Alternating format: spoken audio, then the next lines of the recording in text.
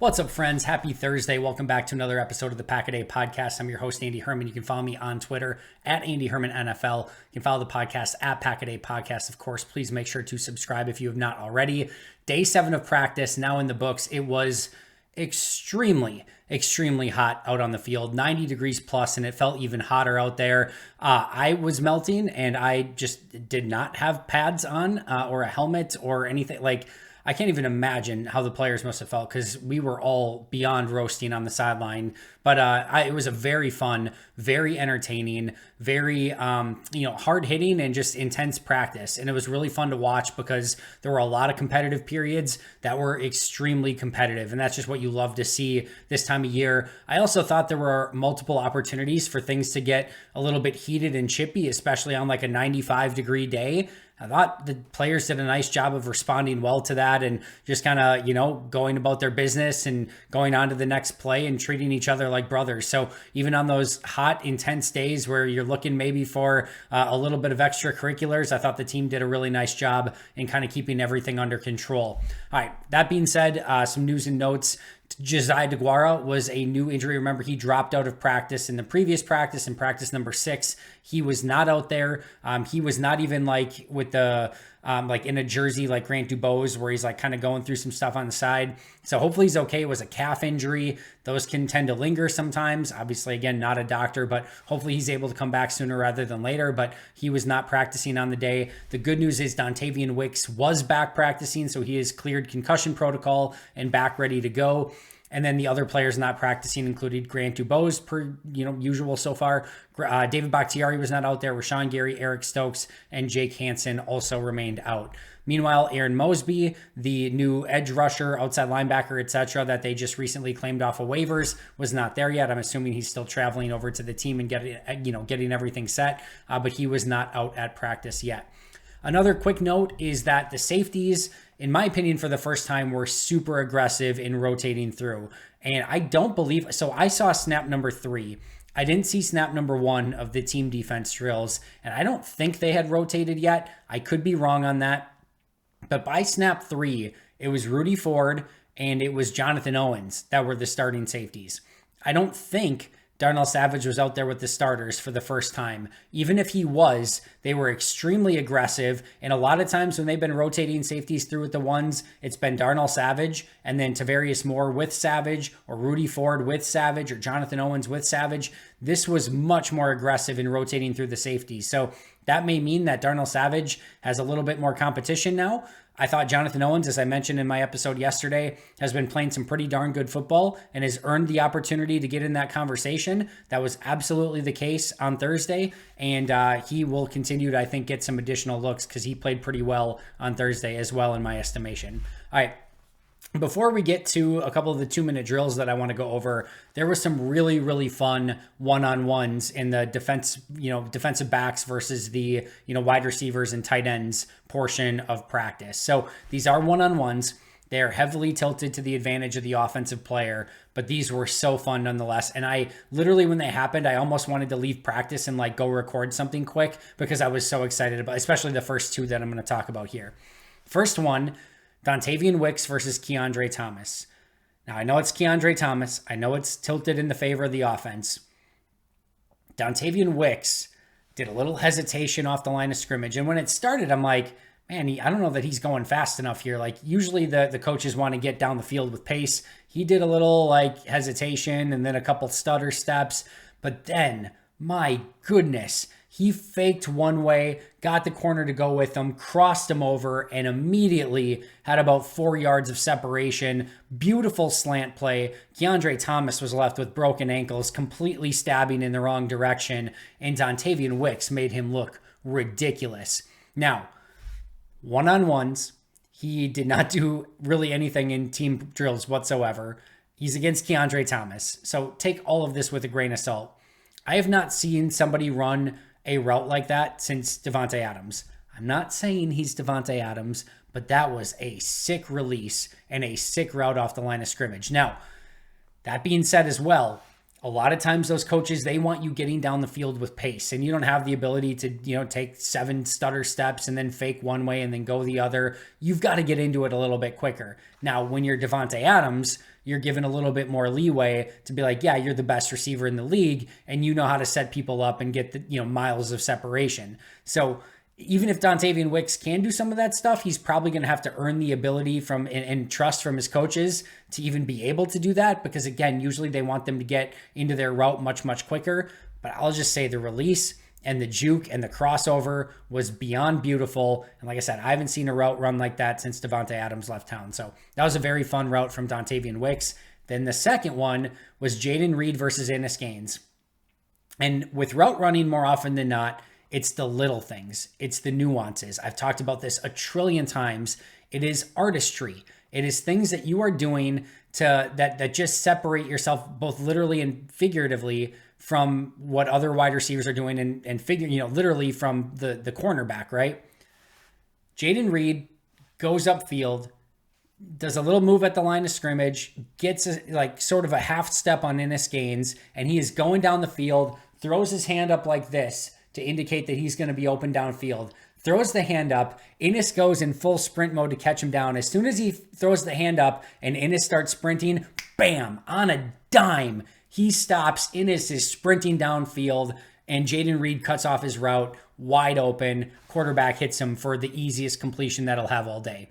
I mean, it's just the little things of he gains that separation, and instead of just going through the route and making the comeback and whatever, to look back and throw your hand up like you're going deep and you've got a half a step and you're going to be gone, like it just gives the corner panic of like, oh crap, he's going deep, I got to get downfield. And Innis gets into his sprint, and like I said, on a freaking dime, Jaden Reed just cuts that off, and it's absolutely gorgeous. So that is the little things that separate good receivers from great receivers. Jaden Reed, I will remind you, is a rookie in his very first training camp, and that is super advanced stuff that you just don't see very often. And he had some of that stuff on his Senior Bowl tape. He had some stuff on his college tape that just makes him, gives him that little advantage. And I'm not saying he's the first receiver in the world to throw a hand up and make a fake, but it was perfectly done. He had Innis Gaines sold hook, line, and sinker. Gaines took off. He cut off the route, and it's just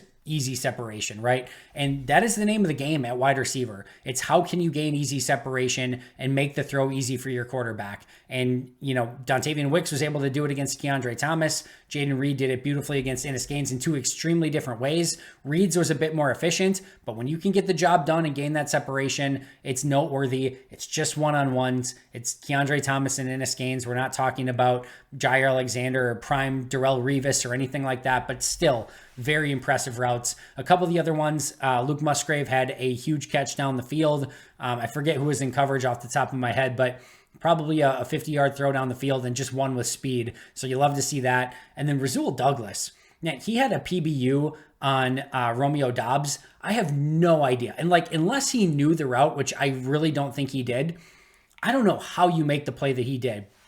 He's playing off coverage, and, Dobbs gives a little sort of outside move, and Douglas doesn't bite on it. And then he cuts back inside aggressively, and Douglas doesn't bite on it again. And then Dobbs comes back inside, the quarterback throws the ball, and Douglas is just there. He doesn't buy either move whatsoever. And they're good moves by Romeo. When Romeo made that second cut inside, I'm like, oh, he's gone. He's just going to gain miles of separation. But kudos to, Rasul. I don't know how he knew that was getting cut back. I don't know what key he read to know that, but he was all over it. Pass breakup, really nice play, just veteran savvy from Romeo Douglas. All right, really quick, the 2-2-minute drills is what I really wanted to talk about. The first one led by Sean Clifford, down by 7, 28-21 on their own 35-yard line, 1st and 10, a minute and 50 left, one timeout. Here's the drive by Sean Clifford. Incomplete screen pass to Tyler Goodson that the defense was all over. Then Bo Melton had a little bit of a drop inside on a 5-yard little dig route, a little comeback route. Incomplete. Melton should have had it. So 3rd and 10, Sean Clifford comes back and throws an absolute dart to Bo Melton over the middle on an in-breaking about 15-yard play. Melton redeems himself, has a really nice route, really nice catch. They get the first down. Then they hit Goodson again, or they try to hit Goodson, then this time they complete it, and he completes it on a short crosser, doesn't go very far. Then Bo Melton on a slant, that doesn't go very far. And then Goodson on the very next play takes a very short pass to the right side and explodes upfield. And I think probably 50 yards on the play maybe. And I thought he was gone, and they called him down on the 8-yard line, but a big time catch and run and explosive play from Tyler Goodson. Then there were about 40 seconds left at that point. They're down at the 8. The clock is stopped. And then Sean Clifford misses Malik Heath on the play. There's nowhere to throw. Then Brenton Cox has a pressure, and he overthrows Emmanuel Wilson. I thought it was actually a nice play by Sean Clifford. So Wilson's streaking up the sideline. Good pressure from Brenton Cox, and Clifford just kind of sees him, throws it back to the end zone, and just barely overthrows him. But looked like Wilson had a half a step. It looked like Clifford went to the right spot. I think if he hadn't been pressured, he maybe would have had a little bit more time to hit that in rhythm. But I like his idea. Just was slightly overthrown. And then you had a false start by the offense. Then Tucker Kraft with a really impressive contested catch down at the 1-yard line. And then Sean Clifford goes fast. You get Malik Heath versus Carrington Valentine on a slant route. Malik Heath separates just a little bit. Clifford puts it right on him from the 1-yard line for a touchdown, and the offense wins that 2-minute drill. So very nice job by Sean Clifford. Great explosive play by Tyler Goodson. Nice contested catch by Tucker Kraft. And then the ability to go fast and find Malik Heath on the last play to tie up the game. Just well done overall by Sean Clifford. Then you had the number one offense, same situation, down 7, own 35, 1st and 10, 150 left, 1 timeout. You had Love to Dobbs on a comeback for 12 yards, nice rhythm throw, nice rhythm play. Then Love to Watson incomplete, maybe a little bit of a force here over the middle. You've kind of got Christian Watson almost triangulated over the middle, and he tried to kind of dip it over the linebacker before the safety with the corner trailing in coverage, and just couldn't get it up and down over Quay Walker, and Quay tipped it up. The ball fell incomplete.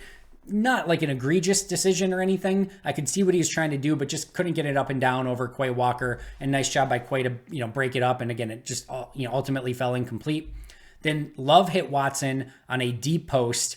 Best throw of the day by Jordan Love by far. Hit him in rhythm. And this was one of those plays where I thought Watson had a nice route with just a little bit of separation. I thought Rasul was phenomenal in coverage, but there was a quarter step there. And then Love could not have handed it off any better, in my opinion, to Christian Watson, but Watson could not come down with it. And unfortunately for Jordan, when you see his numbers and his statistics in camp, it's not really taken into consideration some of these drops. Jaden Reed had that drop on the gorgeous throw on the rollout play that he was fading away a few practices ago. Jaden Reed had a drop in the end zone that I think would have been a touchdown on a contested play. And this was a really good contest by Romeo Douglas, no question about it, but I don't think he broke up the pass. I think it hit Christian right in the hands, and I think Christian would tell you he has to find a way to come down with that one, but it was a perfect throw by Jordan, just ultimately fell incomplete on the play, and Watson just could not come down with it. And then you had an incomplete to Romeo Douglas right after that. So it's 4th and 10, and then Jordan Love scrambles for a first down. He did a really nice job buying time, keeping his eyes downfield, finding a lane, and then picking up the first down, and I think he legitimately would have picked it up in a game. Now, by this time, Romeo Douglas is jawing, and I mean jawing with the defense or offense. He is going at them, and I mean aggressively. A lot of swear words and curse words. It was aggressive, and I love the energy from Rasul, to be honest. And you could tell defense had won every single day up until that point. The first team offense had not been able to convert a 2-minute drill against them, and he's telling them they suck. He's going at them, and not so many words exactly, but yeah, it was awesome to see the intensity, and maybe a little bit overboard, maybe a little bit too much, but listen, I love how he's bringing out the intensity. He's challenging the offense, and if I had to guess, I think it's out of a place of love and trying to get them to really compete at their highest level and see what they got. He wants that offense to play better, and they need to play better. But he was going at them, which was really fun to see. And then, you had Patrick Taylor for a small run inside, not much there. Bo Melton complete on a slant, and then they call their first and only timeout remaining. So you've got 40 seconds left, 1st and 10, ball in the defense's 31-yard line. You got complete to Musgrave for about 7 yards, and then a short completion to Dillon, and then they spiked the ball. Both of those plays ran a lot of time off the clock. So you now got the ball on the 20-yard line of the defense, but only 10 seconds left, 2nd and 10, with no timeouts remaining. Love tries a shot play in the end zone to, I actually don't know who it was to. Maybe Toure, I can't remember exactly, but Owens was all over it, bats it down, may have had a chance at an interception. At this point for Jordan, like, he's got to force a ball in. It's just kind of what you have to do at this point. But Owens is all over it and ultimately bats it down. They have 1 play left. It's a 3-man rush. All 8 of the remaining players in coverage. Again, they're at the 20-yard line. Love buys time, keeps his eyes downfield, looks across the field, and I thought fired a pretty creative ball to Samori Toure. Anthony Johnson Jr. had his back turned, and he gave Toure a chance. Now, it was not an easy play in any way, shape, or form, but it was probably his only play, and so I liked the read, liked where he placed the ball. I think Anthony Johnson Jr. may have got there a millisecond early. No call on the play, though. They call it incomplete. Toure did a nice job trying to come back to it, but I can understand the no call there, but I think he may have been a hair early. But at the end of the day, no call. Defense gets off the field, and defense ultimately wins that period. It was a really, really fun two-minute periods that both were extremely contested. Offense did some good things. Defense did some good things. Offense won with the number 2s. Defense won with the number 1s, but both really, really fun periods. Players of the day, Tyler Goodson, Carl Brooks, and Rasul Douglas. I'll go over why a little bit more in tomorrow's episode. Defense, they claimed, lost the day. Offense won the 4-minute drills, which was, I think they won 2 of the 3, and then offense and defense split the 2 minutes. So defense finally lost and had to do up-downs on the day. That's going to do it for me today. I'll be right back here tomorrow morning with a full breakdown of everything from practice, so make sure not to miss that. Subscribe if you haven't already. Until next time, and as always, go Pack Go.